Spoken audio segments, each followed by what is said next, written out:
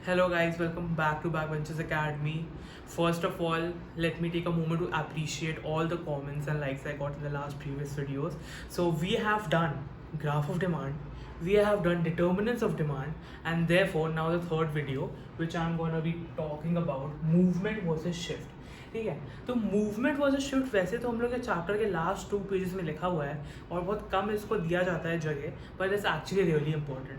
Personal experience मेरे पहले unit test में और हाफ ईयरली में हमेशा रॉन्ग जाते थे, क्योंकि इसके डायग्राम्स में कभी इसको कॉन्ट्रास्टिंग से एक्सपेंशन कर देता था, कभी शिफ्ट से मूवमेंट कर देता था, तो कुछ ना कुछ हमेशा मेरे साथ प्रॉब्लम होती थी इसमें. एंड मैंने ठीक कर लिया था with the help of Mayank sir and my beloved ma'am Seth, which helped me a lot throughout my class 11 and 12 journey.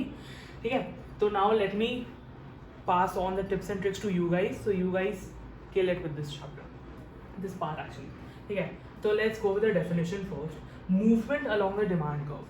So जब हम लोग ने पढ़ा था ग्राफ ऑफ डिमांड, तो this is basically the same thing. ठीक है, जो हम लोग का नॉर्मल डिमांड कर्व होता है उसको वैसे तो हम लोग डाउनवर्ड स्लोपिंग बोलते हैं, पर हम लोग उसको movement along the demand curve भी बोल सकते हैं. क्यों? Let us read. Definition: a movement along demand curve occurs when the quantity demanded changes due to change in the price of good with other factors remaining constant. तो जैसे हम लोग ने डिमांड का एक्चुअल डेफिनेशन में पढ़ा था कि जो हम लोग के बाकी चीज़ कांस्टेंट रहती है, we have willingness to buy, और क्या क्या सब लोग का एकदम कांस्टेंट रहता है, तो मेन दो चीज़ें क्या होती है? प्राइस और डिमांड. ठीक है, एक्चुअली क्वांटिटी डिमांडेड, हम लोग कितना क्वांटिटी अज्यूम करते हैं हम लोग को चाहिए इस पर्टिकुलर प्राइस पे. ठीक है, तो same thing goes with this thing. Movement along the demand curve is nothing, पर हम लोग का डिमांड जिस तरह से चेंज होता है प्राइस के रिलेटेड. ठीक है, along the demand curve the quantity demanded change occurs due to change in price. This is basically the same things, पर इकोनॉमिक्स में हम लोग को एक ही चीज़ अलग अलग पर्सपेक्टिव से देखनी पड़ती है. बेसिक पर्सपेक्टिव से आप देखोगे तो आप इसको डिमांड कर्व भी बोल सकते हो, पर अगर एक दूसरे पर्सपेक्टिव से देखोगे आप तो इसको मूवमेंट और डिमांड कर्व बोलेंगे हम लोग. ठीक, इसमें दो टाइप होते हैं. ठीक है, एक एक्सटेंशन ऑफ डिमांड कर्व होता है, एक एक्सटेंशन ऑफ डिमांड होता है, एक कॉन्ट्रैक्शन ऑफ डिमांड होता है. So what is extension of demand?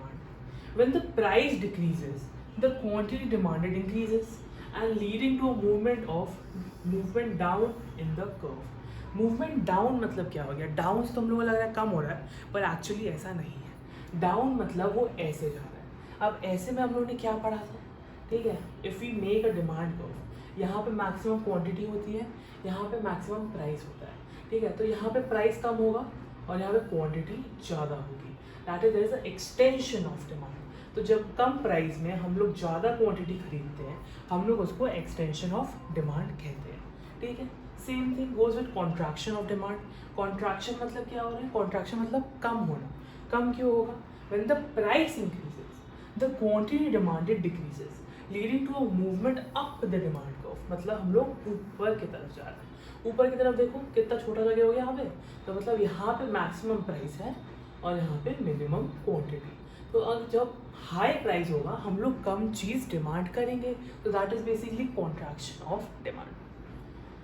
Okay, तो यहाँ पे की पॉइंट क्या है? Price is the sole factor causing the movement. We have to learn this things. Movement का मतलब क्या होता है? Change in price. शिफ्ट मतलब क्या होता है? प्राइस चेंज नहीं हो रहा है. Movement change in price, shift no change in price. ठीक है, ये इंपॉर्टेंट चीज़ है, ये इसका मूल मंत्र है एज मयंक सर सेज. ठीक है ना, एक बार हम लोग इसका देख लेते हैं एक्चुअल इसका होता कैसे. तो अभी हम लोग ने ओके, डोंट माइंड, थोड़ा ब्लरी आ गया ये, पर okay will get to the point. ठीक है, मूवमेंट अलॉन्ग द डिमांड का वैसे लिखा नहीं, मैंने अच्छी पिक्चर डाली थी वैसे. देख, अब यहाँ पे प्राइस 12 है, यहाँ पे प्राइस 7 है, यहाँ पे प्राइस 10 है, यहाँ पे क्वांटिटी 40 है, 55 75. सो वी आर गेटिंग कि यहाँ पे हम लोग का प्राइस मैक्सिमम हो रहा है, यहाँ पे हम लोग का डिमांड मैक्सिमम हो रहा है. अब देखो कॉन्ट्रैक्शन ऑफ डिमांड में क्या होगा, अभी हम लोग पढ़े थे. ठीक है, कॉन्ट्रैक्शन ऑफ डिमांड में क्या होगा?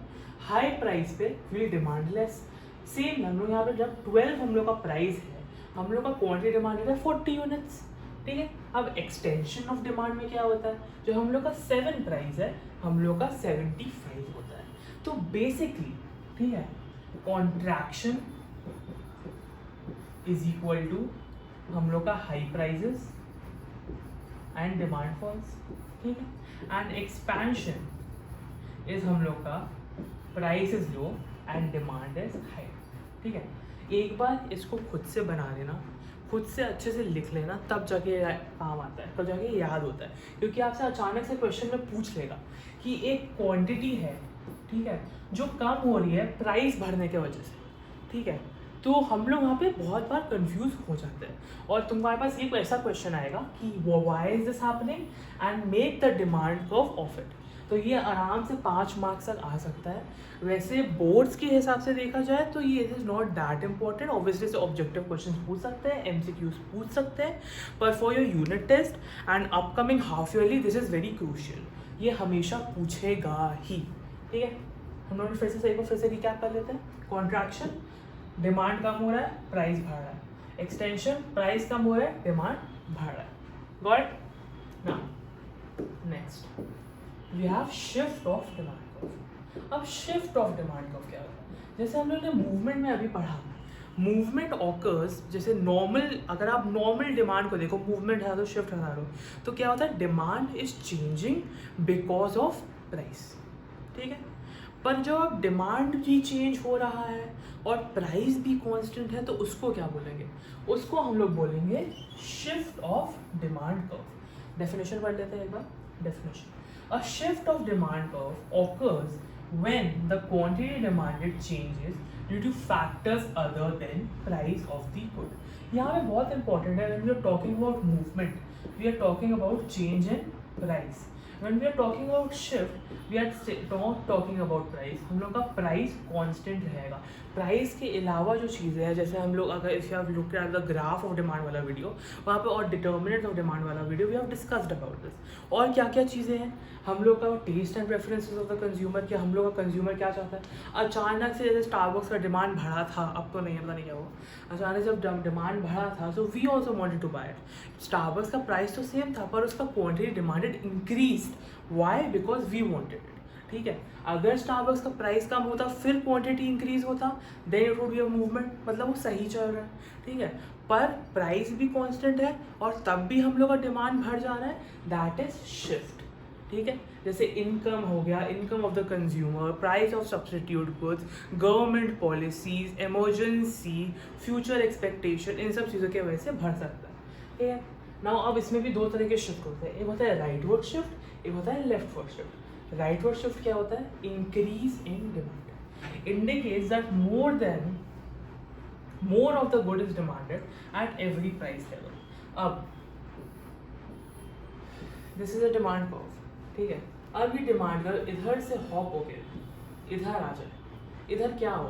ठीक है, लेट मी एक्सप्लेन। हम लोग इसको आराम से समझेंगे, बहुत टाइम लगेगा। ठीक है, this is a demand curve, this is a normal regulation. ठीक है, यहाँ पे प्राइस है y, यहाँ पे क्वांटिटी है x। ठीक है, यहाँ पे प्राइस है y, यहाँ पे क्वांटिटी है x। पर अगर यहाँ से डिमांड कर्व इधर शिफ्ट हो गया राइट की तरफ में इधर, तो यहाँ पे क्या हो जाएगा? यहाँ पे क्या हो रहा है? यहाँ पे प्राइस तो सेम है पर क्वांटिटी इज x बार। ठीक है, यहाँ पे हम लोग का क्वांटिटी इंक्रीज हो रहा है पर price is constant, which is a extension और rightward shift of demand curve. ठीक है, और increase, you can call it that. अब लेफ्टवर्ड शिफ्ट क्या होता है? अब सेम सिनेरियो में अगर सेम प्राइस में हम लोग x बार क्वांटिटी खरीद रहे हैं, मतलब ज़्यादा क्वांटिटी खरीद रहे हैं, और सेम प्राइस में वो कम हम लोग खरीदने लग जाए, है ना, कम खरीदने लग जाए। ठीक है, तो हम लोग का x हो जाएगा, x आ गया, that is leftward shift of demand curve. Same scenario में जब स्टारबक्स का डिमांड बढ़ा होगा तब बाकी coffee brands like CCD and all, उसका क्या हुआ होगा? उसका डिमांड कम हो गया होगा, बिकॉज हम लोग को दूसरी चीज़ में ज़्यादा यूटिलिटी मिल रहा है, ज़्यादा मज़ा आ रहा है खाने पीने में, इसलिए उस चीज़ का क्वांटिटी कम हो जाएगा। ठीक है, अब इसका एक बार ग्राफ देख लेते हैं। ठीक है, in the graph we can clearly see this is a shift. अब देखो राइट तरफ शिफ्ट हो रहा है, यू कैन सी राइट तरफ शिफ्ट हो रहा है, तो this is a increase in demand. यहाँ पे डिमांड इज 115 एंड पहले 80 था, अब 80 से 115 हो रहा है, that is increase in demand. ठीक है, और प्राइस यहाँ पे दोनों का 12 है, दैट इज इम्पोर्टेंट। प्राइस यहाँ पे दोनों का 12 है, तब भी इंक्रीज हो रहा है, that is increase in demand. अब इधर से हम लोग इसको इधर ले लें, अगर 115 से 80 आ जाए एट द सेम प्राइस तो ये हो जाएगा decrease in demand. Decrease and increase हम लोग के शिफ्ट में आते हैं. This is really important. तुम लोग यहाँ पे पूछ सकते हैं डिक्रीज और इंक्रीज किस में होता है, कि डिक्रीज और डिमांड हो रहा है तो क्यों हो रहा है, इंक्रीज और डिमांड हो रहा है तो क्यों हो रहा है. तो decrease and increase come in shift and expansion और extension, whatever you like to call it. Expansion extension you can both call it. Increase नहीं बोल सकते. एक्सटेंशन और एक्सपेंशन और कॉन्ट्रैक्शन सब कुछ आता है मूवमेंट में. This is really important. ये आराम से एमसीक्यू में आ सकता है, बोर्ड के लिए भी इंपॉर्टेंट है. ठीक है, अब हम लोग देख लेते हैं. हम लोग को पता है प्राइस के वजह से तो नहीं हो रहा है, तो और कौन सी चीज़ें उसकी वजह से हो रहा है. तो let's discuss that. Causes of shift of demand. Income changes. Higher income typically increases demand for normal goods and decreases it for inferior goods. Determinants of demand we have already gone to the concept. Please check it out. ठीक है, अब income चीज़ की वजह से क्या हो रहा है. फॉर एग्जाम्पल मुझे एक PS5 खरीदना है. ठीक है, एंड फॉर एग्जाम्पल मैं अभी बस एक PS5 खरीद सकता हूँ, but I want to buy from my group also. हम अकेले थोड़ी ना खेलेगा. I want my friends, I want this, I want हो, I want every one to play with me. अगर मेरी इनकम से मैं बस एक PS5 खरीद पा रहा हूँ, ठीक है, प्राइस सेम है, पर अगर मेरी इनकम बढ़ गई तो, अगर मेरी इनकम डबल हो गई, डबल इनकम में मैं 2 PS5 खरीद पाऊंगा, है ना. तो अब क्या हो रहा है, because the price is constant and there is a increase in demand because of the income, that is a increase और शिफ्ट इन डिमांड. ठीक है, यहाँ पे हम लोग इंक्रीज बोलेंगे, यहाँ पे हम लोग एक्सपेंशन नहीं बोलेंगे. एक्सपेंशन कब होता, कि अगर मेरे पास उतना ही पैसा है पर इसका जो प्राइस है वो कम हो गया और उसके वजह से मैं 2 खरीद पा रहा हूँ. ठीक है, थोड़ा और न्यूमरिकली मैं समझाता हूँ, थोड़ा ईजी है. For example I have 100 rupees. ठीक है, and I can afford to buy 1 PS5 which is also 100 rupees. ठीक है, तो टैली हो गया, मैं एक इधर एक इधर. I have 100 rupees. I'm spending on 1 PS5. But same thing, if I had 200 rupees, then how many PS5 can I buy? I can buy 2 PS5s. That is because my income is changing. Because I'm having a higher income, my demand is also increasing, especially for normal goods. ठीक है, और I am not gonna buy a cheap console also. If I can afford a PS5, मैं कोई cheap console नहीं खरीदूंगा, मैं कोई cheap gadget नहीं use करूँगा, क्योंकि increase in income, we are going to shift from inferior goods to better utilities for better goods. That is also shift in demand. ठीक है, तो यहाँ पे कैसा डिमांड कर्व बनेगा, हम लोग का डिमांड कर्व ऐसा बनेगा. इधर पहले था, अब इधर. सेम थिंग अगर हम लोग एक्सपेंशन की तरफ से देखें, अगर हम लोग देखें इसका प्राइस अगर 50 हो जाता और इधर मैं 2 खरीद पाता, तब क्या होता, तब हम लोग का मूवमेंट होता, क्योंकि हम लोग का प्राइस चेंज हो रहा है. ठीक है, then it's gonna be like this. हम लोग एक ही डिमांड कर्व में, हम लोग पहले इधर थे, अब हम लोग इधर हो जाएंगे, पर इसमें we are changing the whole demand curve to the right. ठीक है, अब सेम थिंग वाइस वर्सा भी होगा. अगर हम लोग का ये बढ़ जाता, हम लोग का इनकम 50 हो जाता, तो I have to wait double the time to buy it, तो ये इधर से इधर आ जाता. ठीक है, वेरी गुड. अब नेक्स्ट पॉइंट देख लेते हैं, कंज्यूमर प्रेफरेंस. फेवरेबल ट्रेंड्स और preferences increase the demand. Same thing which I talked about Starbucks. जब स्टारबक्स का डिमांड बढ़ा, फॉर एग्जांपल स्टैनली का डिमांड बढ़ा या बैगी जीन्स का डिमांड बढ़ा, जो भी चीज़ का डिमांड बढ़ा, उसके वजह से because the price is still constant, price तो कॉन्स्टेंट रहेगा ही, पर हम लोग ज़्यादा चीज़ खरीदेंगे. That will also lead to a increase in demand curve. ठीक है, इंक्रीज इधर से इधर. ठीक है, प्राइस सेम है, तब भी हम लोग क्वांटिटी ज़्यादा खरीदेंगे. Third, price of related good. This is also important. A price increases and a substitute good increases. A price and a substitute increases demand for the good in question और complement good. A price decreases and complementary good increase demand. ठीक है, now let's just explain this. Let me explain this. ठीक है, substitute क्या होता है. Substitute का best example हम लोग के पास टी एंड कॉफ़ी. ठीक है, देखो इसका प्राइस 10 है, इसका प्राइस भी 10 है. इधर we are relating to price but not with our good. For example I wanted to buy tea. ठीक है, हम लोग को टी खरीदनी है पर इसका प्राइस कम हो गया, इसका प्राइस कम हुआ है, हम लोग के गुड का प्राइस कम नहीं हुआ है, that's why this is a shift. हम लोग के प्राइस का गुड अगर 5 होता then it would be a movement, पर बिकॉज इसका प्राइस कम हुआ है तो we are gonna shift to it.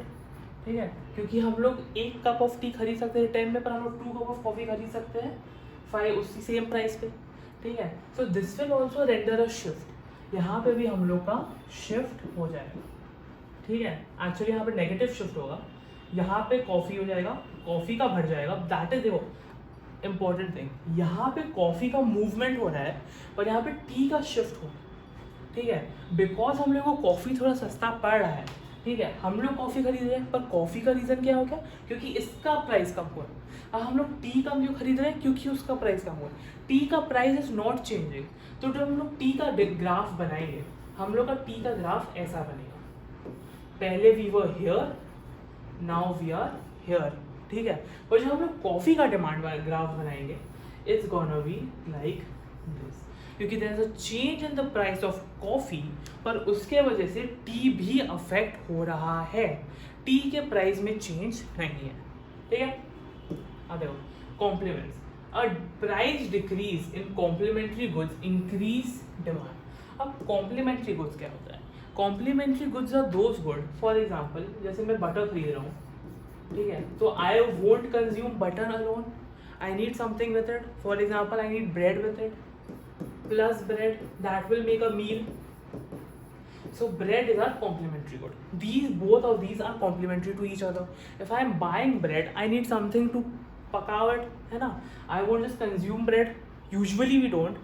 Like we need Nutella or we need peanut butter, we need jam, but we won't just simply consume bread. ठीक है, तो उसके साथ हम लोगों को चाहिए. So for example, these both are complements to each other.